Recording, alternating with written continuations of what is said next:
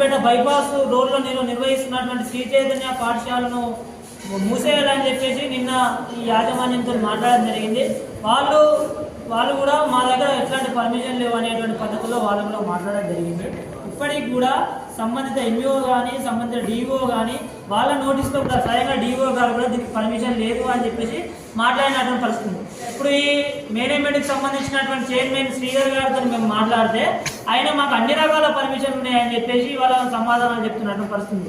అంటే డిఓనేమో అన్ని రకాల పర్మిషన్లు వాళ్ళందరికీ ఇచ్చిరు అని చెప్పేసి ఈ సంస్థ చైర్మన్ శ్రీధర్ గారు మాట్లాడితే, ఇక్కడ ఉన్నటువంటి డిఓ శ్రీనివాస్ రెడ్డి గారు మాత్రం అసలు మా నోటీసులో లేదు అనేటువంటి విషయాన్ని వాళ్ళు మాట్లాడుతున్నటువంటి పరిస్థితి. అంటే ఒక్కొక్కరు ఒక్కొక్క రకమైనటువంటి పద్ధతిలో ఇవాళ ఆన్సర్ చేస్తున్నటువంటి పరిస్థితి. వాళ్ళ సిద్దిపేటలో ఉన్నటువంటి శ్రీ చైతన్య 4 బ్రాంచ్లు కూడా ఇవాళ అనేక వివాదాలకు గత నెల రోజుల నుంచి ఇవాళ కారణమవుతున్నటువంటి పరిస్థితి.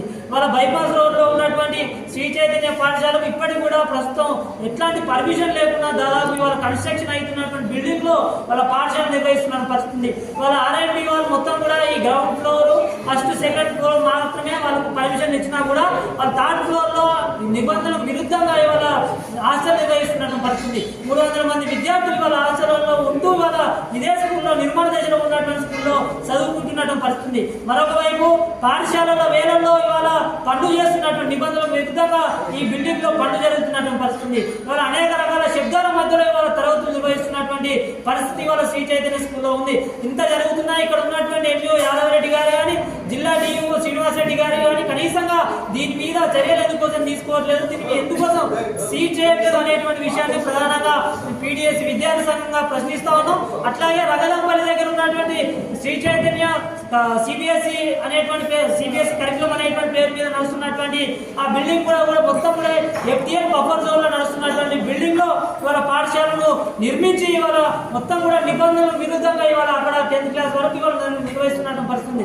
లక్షల ఫీజులు వసూలు చేస్తున్న పరిస్థితి. వాళ్ళ ఎఫ్టీఎల్ పరిధిలో ఎట్లా బిల్డింగ్ నిర్మాణం చేస్తారో ఆ బిల్డింగ్ లో ఎట్లా శ్రీ చైతన్య స్కూల్ నడుపుతారో అనేటువంటి విషయాన్ని కూడా పీడిఎస్ విద్యార్థి సంఘంగా మేము ప్రశ్నిస్తా ఉన్నాం. ఇట్లా మొత్తం కూడా ఎఫ్టీఎల్ బఫర్ జోన్లలో ఇవాళ పాఠశాల బిల్డింగ్లు నిర్మించడం వీళ్ళకి సర్వసాధారణం అయిపోయింది. ఇక్కడ ఉన్నటువంటి సిద్దిపేట మున్సిపల్ అధికారి మాధవి గారు కూడా నిబంధనల విరుద్ధంగా 9వ నెల అయితే 4వ నెలలోనే ఇక్కడ అన్ని రకాల వసతులు ఉన్నాయని చెప్పేసి వాళ్ళ మొత్తం కూడా శానిటేషన్ ఎన్ఓసి లాంటి సర్టిఫికేట్లను ఇవాళ ఇష్యూ చేసినటువంటి పరిస్థితి. ఇవాళ ఒక పంచాయతీ సెక్రటరీగా విధులు నిర్వహించేటువంటి మాధవి గారు ఎట్లా ఒక శానిటరీ ఇన్స్పెక్టర్ ఇచ్చేటువంటి ఎన్ఓసి అట్లాగే శానిటరీ సర్టిఫికేట్ జారీ చేస్తారని చెప్పి మేము క్వశ్చన్ చేస్తా ఉన్నాం. తక్షణమే సిద్దిపేట మున్సిపల్ కమిషనర్ అశిష్ కుమార్ గారు దీని మీద విచారణ చేపట్టాలి. వీళ్ళకి ఇచ్చినటువంటి నిబంధనలకు విరుద్ధంగా ఇచ్చినటువంటి ఏదైతే ఎన్ఓసి శానిటరీ సర్టిఫికేట్ లో ఉన్నాయో వాటిని రద్దు చేయాలి. జారీ చేసినటువంటి అధికారి మీద తక్షణమే చర్యలు తీసుకోవాలని చెప్పి మేము డిమాండ్ చేస్తా ఉన్నాం. దీని మీద ఈ చైతన్యాన్ని సీజ్ చేయకపోతే, ఈ చైతన్య భవనాన్ని తక్షణమే జిల్లా కలెక్టర్ డిఓ సందర్శించకపోతే పీడిఎస్సీగా రానున్నటువంటి రోజుల్లో అవసరం అనుకుంటే ఇక్కడే ఉన్నటువంటి జాతీయ రహదారి మీద కూడా మేము బైఠాయిస్తాం అనేటువంటి విషయాన్ని ఈ సందర్భంగా మేము తెలియజేస్తాం.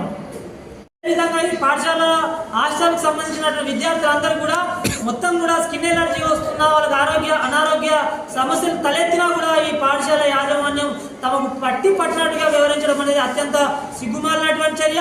కనీసంగా అటు వాళ్ళ పేరెంట్స్ కు సమాచారం ఇవ్వరు. పోనీ వాళ్ళు బాధపడుతున్నటువంటి అనారోగ్య సమస్యలతో బాధపడుతున్నటువంటి విద్యార్థులు మేనేజ్మెంట్ ఏమన్నా హాస్పిటల్లో చూపిస్తుందా అంటే ఎక్కడ కూడా హాస్పిటల్ చూపించట్లేదు. పేరెంట్స్ వాళ్ళకు సమాచారం ఇవ్వట్లేదు. వాళ్ళ పేరెంట్స్ ఏదో ఒక చూసిపోదాం అనేటువంటి దాంతో వస్తే అప్పుడు వాళ్ళకి స్కిన్ ఎలర్జీలు ఉన్నాయి, ఫీవర్లు ఉన్నాయి, లేకపోతే కాళ్ళు ఉబ్బినాయి, చేతులు ఉబ్బినాయి అనేటువంటి విషయాల్లో ఇవాళ బయటపడుతున్నట్టు పరిస్థితి. అంతేగాని వాళ్ళ విద్యార్థుల ఆరోగ్యాల పట్ల వీళ్ళకి శ్రద్ధ లేదు. కేవలం వీళ్ళకు ర్యాంకులు లేకపోతే వీళ్ళకి రావాల్సినటువంటి ఫీజుల మీద ఉన్నటువంటి ధ్యాస ఈ శ్రీ చైతన్య విద్యా సంస్థలో చదువుకుంటున్నటువంటి విద్యార్థుల ఆరోగ్యాల మీద కానీ విద్యార్థుల జీవితాల మీద లేదు అనేటువంటి విషయాన్ని మళ్ళీ వీళ్ళు రుజువు చేస్తున్నటువంటి పరిస్థితి. తక్షణమే శానిటరీ ఇన్స్పెక్టర్ గారు కూడా దీన్ని సందర్శించాలి. ఫుడ్ ఇన్స్పెక్టర్ గారు కూడా ఇక్కడ ఉన్నటువంటి హాస్టల్ ఫుడ్ ను సందర్శించి వీళ్ళ మీద తగు చర్యలు తీసుకోవాలనేటువంటి దాన్ని కూడా మేము పీడిఎస్ విద్యార్థి సంఘంగా డిమాండ్ చేస్తాము.